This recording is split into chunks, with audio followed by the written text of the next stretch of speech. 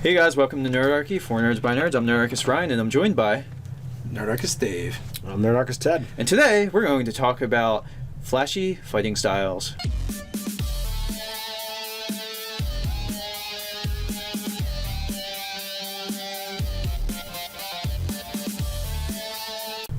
Why don't you jump down to the description below, sign up for Nerdarchy, the newsletter. It's a great way to get weekly gaming tips, as well as learn how to game with Nerdarchy.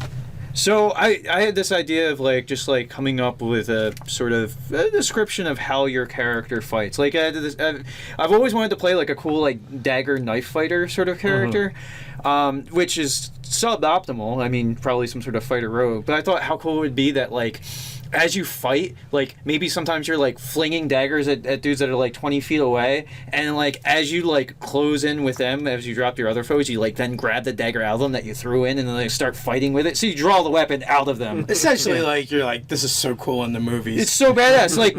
Kind of thinking of Riddick, where he has that knife and it's one step, one kill sort of situation. Yeah. So I thought that was really cool, and we can jam with some other sort of ideas that. You get that stuff going on in Expendables, a lot of Arnold Schwarzenegger movies. Yeah. So part of this, mechanically, as you brought up, it's not always going to be the most optimal because you're choosing weapons that do less damage. Now, if you're adding to that with things like sneak attack or ranger stuff like hunter or hunter's mark, okay, that's not so bad.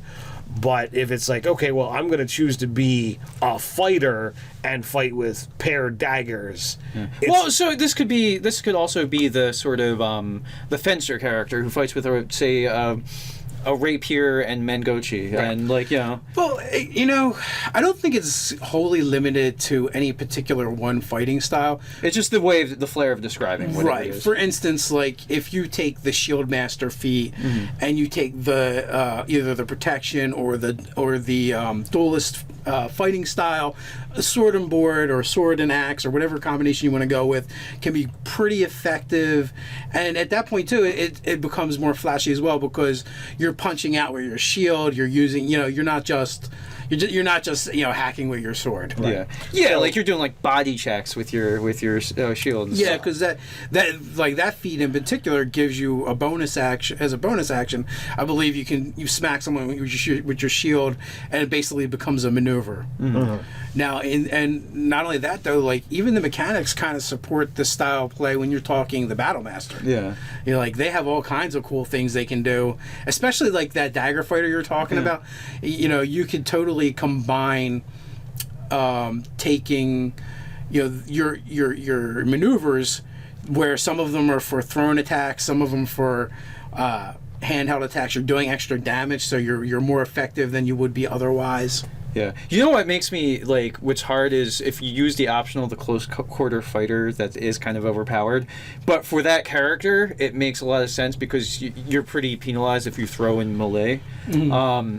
Whereas if you take that build, I would be torn between taking the two weapon fighter ability to get your offhand, your extra damage for your offhand, or that close quarter fighter because you're probably going to end up chucking daggers while you're fighting someone else or whatever. The close quarter sharpshooter. Yeah. So here's the kind of thing you could do too is if all you really care about is creating the build around the flashy style, you could take ranger levels and fighter levels. Yeah. Even a 2-level dip in ranger will give you a fighting style. Yeah.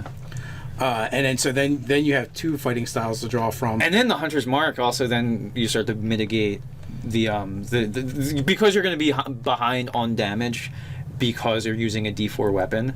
That having a Hunter's Mark to deal that extra D6 of attack on an individual gets you more in line. And then if you can then take your rogue levels to also throw sneak attack in there too. 3 levels of ranger, a couple levels of rogue. Yeah, and it's all right, it sounds very power gamey, but really you're making your character so it's cool and not so behind the curve of other characters. Yeah. So the other thing that I would throw on top of this is, if this is a character that you really want to invest your time into, I would do research on the actual fighting style that you're looking at, so that you can throw things out there that are legitimate moves with that. And you can look at, like, especially if you're doing daggers, almost anything that's hand to hand is going to be applicable in my opinion. So you I can almost feel like we should just reintroduce this video as the dagger fighting video. Yeah. But I mean, we're just running with that example. right. But I mean, I would research that. So like, I have real world knowledge of how to properly fight with the German longsword. So like, whenever I'm doing that kind of thing, I can say, well, I'm actually doing this maneuver, and this is actually what it does. So I know that. And if you're looking to, I mean, the rest of the table is going to give you a stupid look because you're like, because you're going to have to tell us what the maneuver is for it to mean anything. And they're like, look, Right, but I mean, in I our would- fantasy world, they don't speak German. Sorry with that. but I wouldn't be It's not hot. describing it. I wouldn't be saying I'm doing this maneuver. I'd be like, I'm going to attack like this, and this is how my no, attack dude, goes. you definitely have to do it like Bruce Lee and be like, call out the move as you do it. Dragon whips Tao. Yeah, well, and also too, we don't have to limit it to talking about the dagger fighter, like the swashbuckler. Like, maybe more of your fighting is actually going to be more of interacting with objects, and doing attacks. So like every turn, you're doing something that, like, you know, like you're like knocking a wedge out of barrels so they can fall on people, and then like moving forward and like stabbing somebody or whatever. So you try to, like, that fighter is going to want to actually use more of the terrain to their advantage. and I feel like the flashy fighting style is like you can build the mechanics around it, absolutely, and you should, but a lot of it comes to descriptions as well. Look at the Gobblos in my campaign, really. Like, one of them has the assassin archetype and was a ranger, so like, you know, so they're going to use precision-based attacks, which, you know, you know, they fight with a hand crossbow. So depending on how you describe that stuff, it also is going to affect the fighting style, because it's essentially most characters have a specific fighting style, and they're not going to stray from it. They're, you know, it's what they're good at doing. Even, you know, Richard Pickleton. Pickle Dick. Yeah, or Pickle Dick for sure. Yeah. In my campaign is a battle master and a ranger. So he did double down and take the close quarter archery feat as well as the archery feat. So you know, so he is really good close using crossbow, and they have the crossbow expert. So like, although it doesn't get talked about, like, I would think that those characters actually probably do have a lot of flair in their fighting. I mean, it might be clownery as well. Yeah. But they would, just because of their mobile characters. They don't wear heavy armor. They're using hand crossbows in close quarters, you know, pretty much all the time, and they've dedicated 2 fighting styles and a feat just to doing those things. Yeah. So, you know, like, he's like basically like I would almost think at that point it's almost like a gunfighter, like, you know, like somebody who's super well trained up with using guns, and he's doing like tricks, he can like spin it and everything like that, especially just being a nimble, dexterous sort of performery. I would agree character. if he wasn't high all the time. Yeah. Well, so like he does it spin, and then like he means to fire this way, but it like fires backwards or something like that. Yeah. You'll shoot your eye out, kid. Yeah.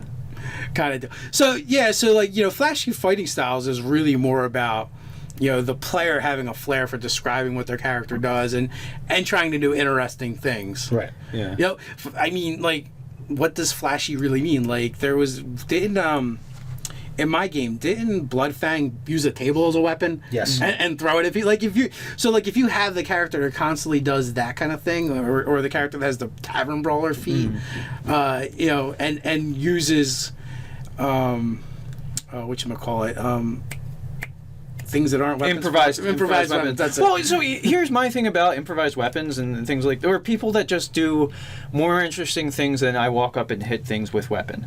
Like, because that's what this video boils down to. Yeah, essentially. And I just feel like you need to do something that like, what you're rewarding your table is what players are going to do. So if you want people to do more interesting stuff like flipping tables or beds or whatever, or pulling rugs, like, you need to have it do something more than a d4 or d6 points of damage and they fall prone. Like, because they're going to spend 15 feet of move, get up, and then hit you with their weapon, which is more effective than the thing you just did. You know, like, so you need to reward find other ways game mechanically that would have, like maybe people can attack him at advantage and this and that. So I have a couple examples of that, and it's the Goblos and Bloodfang. Yeah. For Bloodfang, I think I let him hit like 3 guys with the table. Yeah. So he basically got And maybe you could knock them prone, or they make a save to Right. not get knocked prone. most things get knocked prone when Bloodfang hits, That is especially lowly fighters or lowly thugs. But then also one of the Goblos, they were in doing a juggling routine because they were on stage performing, where they had bottles of liquor, and as they would juggle, they would drink. So, one of the things they did is started pelting the thugs with the bottles, and one of them has fire breathing as one of their forms of entertainment. Mm-hmm. So, that character ran up and spit fire on the ones they just covered in alcohol. Yeah. So yeah, They gave them bonus damage for doing They that. Savage Dragon them basically. Yeah, pretty much. Yeah. That's such a good panel in the old Savage Dragon cartoon comic strip back in the 90s. Way comic. back when. Yeah. Yeah, so go, speaking to what you're talking about, if they do something interesting, Make there it should more be- effective than the single weapon attack that they would have just done. Yeah. Because otherwise people aren't going to do anything that's not optimal. or it doesn't have to necessarily be like. It doesn't have to be damage dice. It doesn't. Yeah. It could have other implications for the game, like causing advantage. The other players have advantage to hit a group of people, or gives them disadvantage for a round, or several people knocked prone. Or I think you should you can sum it up this way: makes the player that did it feel Awesome. cool. Yes. You know what I mean? Like in the instance, with Bloodfang, like being able to knock 3 guys out with one table. I mean, it just happened because he has such a high strength, and they have, low They're hit scrubs. points. They're mooks. They're mooks. But still, like if they weren't and it didn't take them out, absolutely would have them knock them over. And it's just something he couldn't normally do. Right. Yeah. Per raw. Yeah. Yeah, per roll. So it comes down to fun. Like if you want them Do you to want do fun at your things- table? Yeah. Yeah. No, I don't. No. We abstain from that. Yeah. I'm abstaining. Yeah, so encourage your players to do flashy things at the table and reward them for it. And also too, people always have the question like, how do I get my players to do such and such? Have your bad guys do it to them, and like, oh, that worked. They kick over the barrels. Yeah, Yeah. Absolutely. I'm definitely a fan of training your players through showing them in the game. Through punitive means. So what do you guys think? How do you use flashy maneuvers in your game, either as the player or the GM? Put your thoughts and comments down below while you're at it. Like, share, even subscribe. Check us out over on Instagram. You can tweet at us over at Twitter. So until next time, Stay nerdy.